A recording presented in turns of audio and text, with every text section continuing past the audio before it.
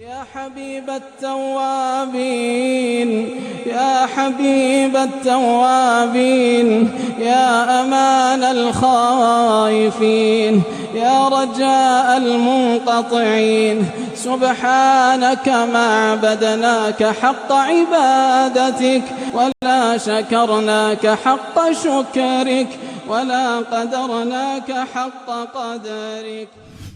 अबू हुरैरा रज़ी अल्लाह अन्हु कहते हैं, नबी सल्लल्लाहु अलैहि वसल्लम से रवायत है कि मन काम लैलतुल क़द्र ईमानन व इहतिसाबन गुफ़िर लहु मा तक़द्दम मिन ज़ंबि, जिसने लैलतुल क़द्र में क़याम किया, तरावी पढ़ी अल्लाह पर ईमान रखते हुए और सवाब तलबी के लिए, तो उसके गुनाह माफ़ होते हैं। बिल्कुल वही सवाब, वही फजीलत जो पूरे रमज़ान की रातों में क़याम करने के लिए फजीलत आई है। जिसने माह रमज़ान का क़याम किया उसके अगले गुनाह माफ़ हो जाते हैं। बिल्कुल वही सेंटेंस यहाँ है कि जिसने लैलतुल क़द्र में क़याम किया उसके गुनाह माफ़ हो जाते हैं।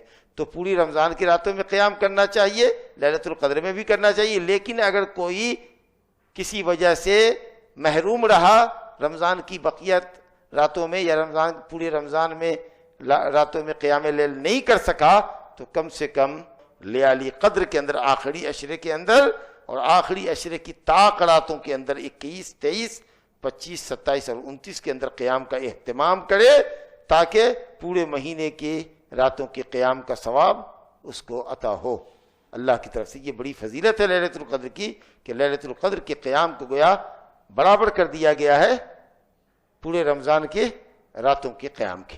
अल्लाहु अकबर।